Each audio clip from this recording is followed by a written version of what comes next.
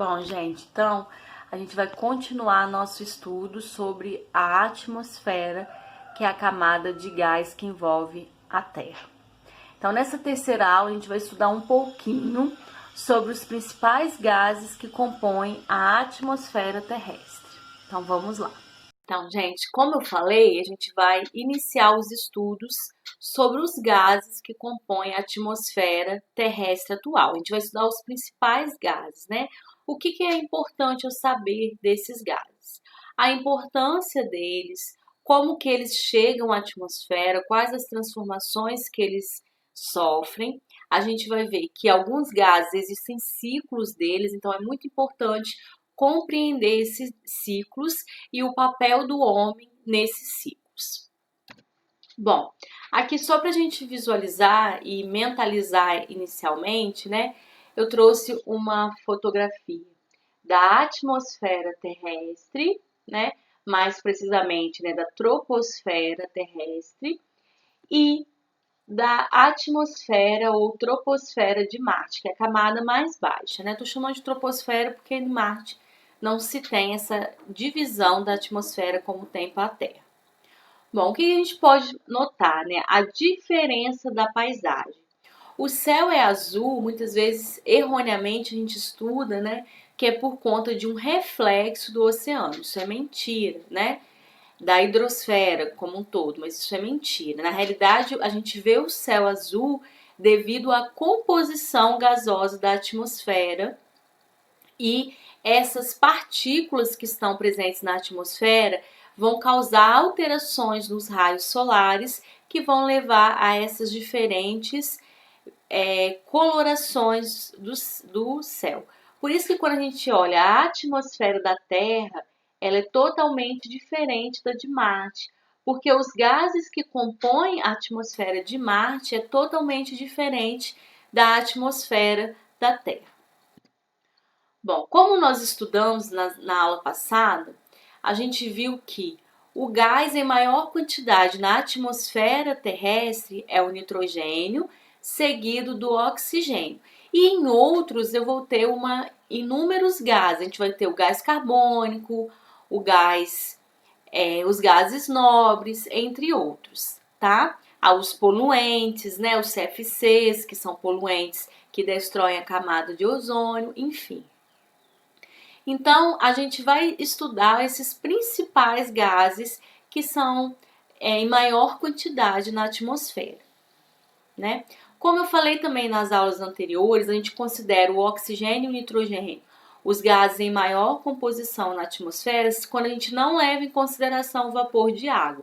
Porque, como eu falei, o vapor de água varia de região para região. Então, quando a gente fala que o nitrogênio é o gás em maior quantidade na atmosfera terrestre, a gente está desconsiderando o vapor de água, tá? Está falando dos gases mesmos, outros gases que não o vapor de água. Bom, como eu falei, o ar seco, ou seja, sem vapor de água, ele vai ter, né, maior composição de nitrogênio, seguida de oxigênio e de outros.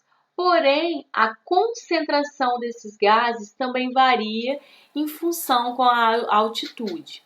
Quanto mais perto do nível do mar, ou seja, com menor altitude, o ar ele é mais denso, ou seja, as partículas gasosas que compõem a atmosfera vão estar mais concentradas, tem maior quantidade. Quando à medida que eu subo, né, tanto as camadas da atmosfera, né, troposfera, estratosfera, essa densidade ou essa concentração de gases vai diminuindo. A mesma coisa quando eu ando do nível do mar para uma região de altitude. O gás em altas altitudes ele é chamado de gás rarefeito, quer dizer o quê? Tem baixa concentração de gases. Então, quando eu considero, por exemplo, a quantidade de gases, oxigênio, por exemplo, presentes em Marataízes, vai ter maior concentração de oxigênio do que na Pedra Azul, porque a Pedra Azul está em uma altitude muito elevada em relação a Marataízes.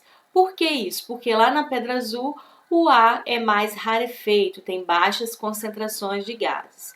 Por isso que quando jogadores ou competições olímpicas são feitas em altas altitudes, esses competidores eles precisam ir dias antes da competição para eles se adaptarem àquela concentração de oxigênio, por exemplo. A mesma coisa quando eles vêm de alta altitude para regiões de baixas altitudes, porque isso pode favorecer um time ou um competidor devido a ele ter mais oxigênio do que regiões com baixas quantidades de oxigênio. Então, quando eu ando do nível do mar, eu tenho maior concentração de gases, e em regiões de montanha eu tenho baixas concentrações de gases, porque o gás fica mais rarefeito, com baixas concentrações de gases. Bom, vamos estudar primeiro o nitrogênio, que é o gás em maior quantidade na atmosfera. O nitrogênio, a gente vai ver, da forma que ele é encontrado na atmosfera, que é na forma N2, que é 2 átomos de nitrogênio, que é o gás nitrogênio, ele é difícil de reagir com outras substâncias. A maioria dos seres vivos, como nós, por exemplo, as plantas e outros, não consegue absorver esse nitrogênio gasoso. Ele entra no nosso pulmão, na nossa respiração, mas ele sai da mesma forma que ele entrou, porque ele não consegue reagir com nenhum outro componente existente na nossa fisiologia, e assim ele retorna para a atmosfera da mesma forma que ele entrou.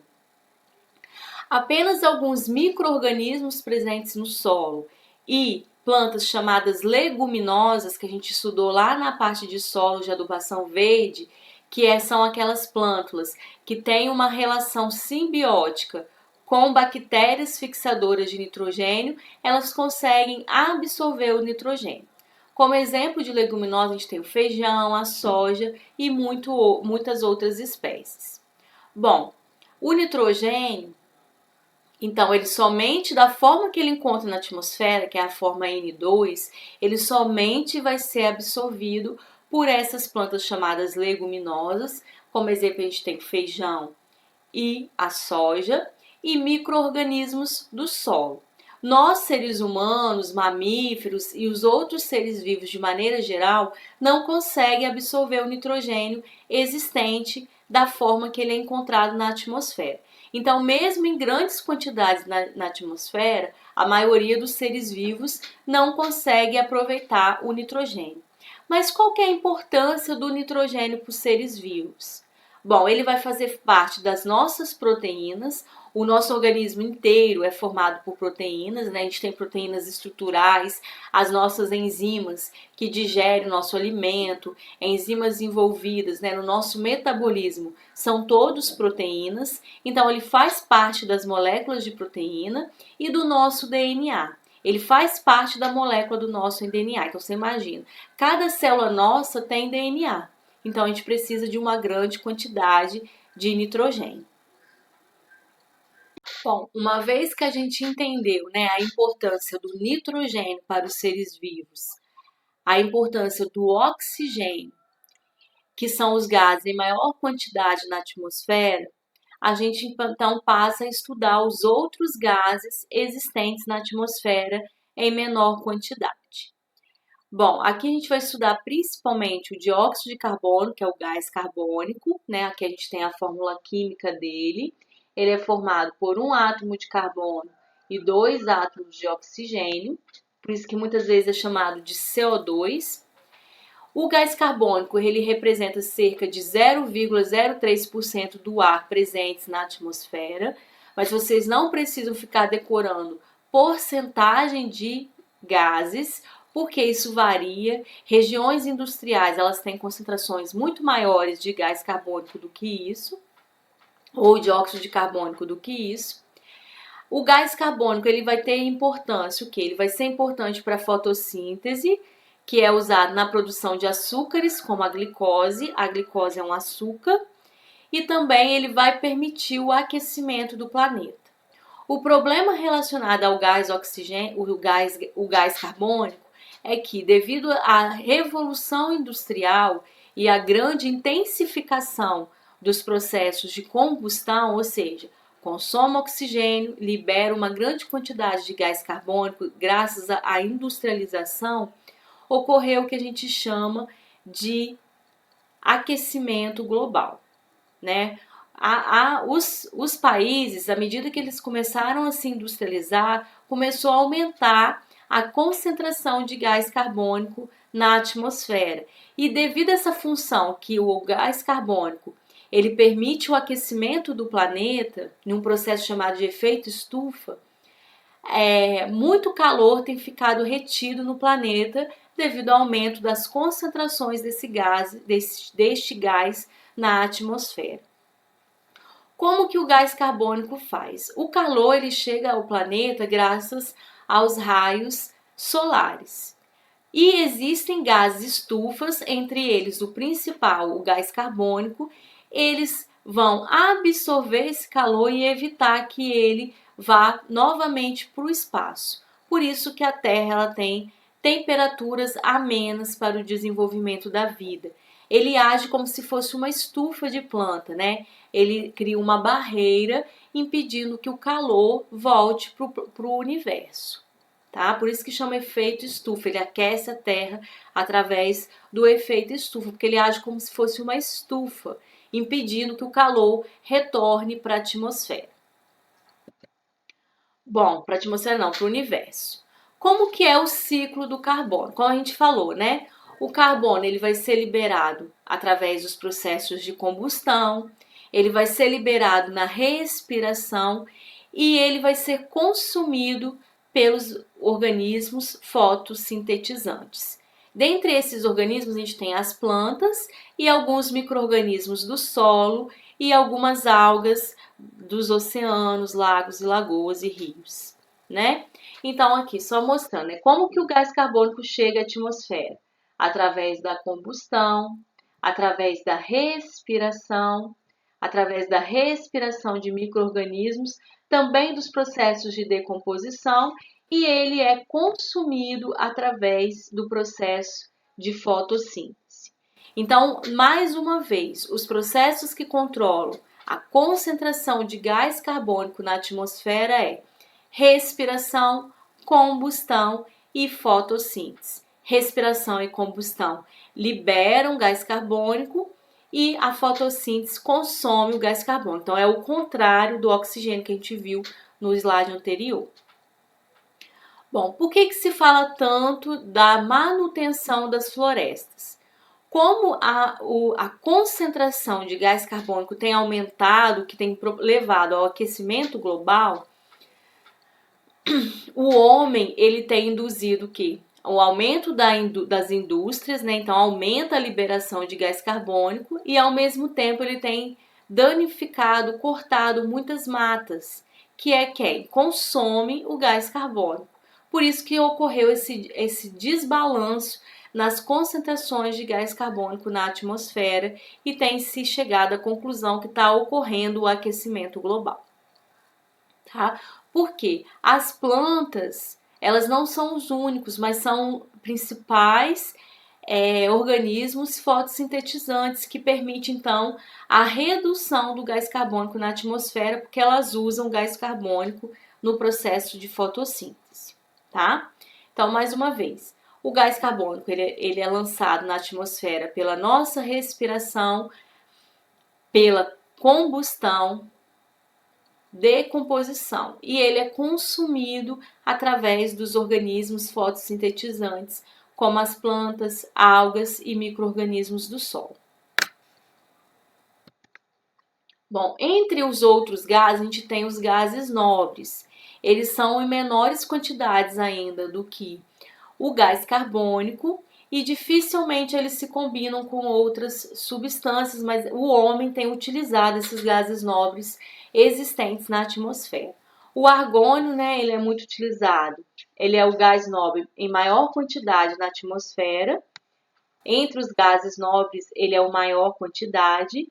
Ele é muito utilizado para encher o bulbo dessas plantas, dessas lâmpadas incandescentes. Então, ele permite, né, a produção dessas lâmpadas. A gente depois tem o xenônio, que é usado em lâmpadas de flash de máquinas fotográficas. O neônio, que é usado no interior de vidros e letreiros luminosos, porque ele, em função das substâncias presentes dentro dessas lâmpadas, eles dão aquela coloração diferente, é o neônio. O hélio, que ele é naturalmente encontrado na atmosfera e ele é muito utilizado para encher balões de festas e bexigas e balões dirigíveis, tá? Que são balões que são usados para fazer previsões meteorológicas de clima, né, na atmosfera. Depois a gente tem o radônio, que é um gás radioativo e por isso em determinadas concentrações ele é muito perigoso para os seres vivos. Bom, então o que eu tenho que entender? Que os gases em maior quantidade na atmosfera é o nitrogênio e o oxigênio. O nitrogênio ele é importantíssimo para a produção das nossas proteínas e do nosso DNA, de todos os seres vivos, quando eu falo nosso. E a sua concentração na atmosfera é regulada através do ciclo do nitrogênio, né, onde a gente tem a participação de micro-organismos do solo e de plantas leguminosas que conseguem usar o nitrogênio da atmosfera e transformar ele em nitrogênio orgânico para outros seres vivos, como as plantas, né, absorverem através das raízes. Depois a gente tem o oxigênio, que ele é muito importante para manter, né, a respiração dos seres aeróbicos. Ele é importante para ocorrer a combustão, porque ele é o comburente. Sem oxigênio não há a geração de combustão. E também ele é importante para proteger a gente dos raios ultravioletas, porque é através da reação do oxigênio atmosférico que ocorre com os raios solares que ocorre a formação do gás ozônio. Então a gente tem a camada de ozônio. E as concentrações de oxigênio no planeta Terra são controladas pelos processos de respiração e combustão, onde ele é consumido e ele é liberado no processo fotossintético. Já o carbono, ele entra entre os outros gases, né, mas a sua concentração tem aumentado, o que leva, né, aos problemas, né, de aquecimento global. Porém, ele é muito importante para manter as temperaturas terrestres e ele é importante para que ocorra a fotossíntese. A sua concentração na atmosfera vai ser regulada pela fotossíntese, em que ele é consumido, e pela combustão e respiração, em que ele é liberado. Podem falar também da decomposição. E depois, dentre os outros gases, a gente tem os gases nobres, que a gente tem o xenônio, o argônio, o hélio e muitos outros, cada um com sua utilidade. Bom, por hoje era isso. A aula ficou um pouquinho mais extensa, mas a gente tem que conhecer os gases, principalmente os em maior quantidade existentes na atmosfera. Qualquer dúvida, estou à disposição.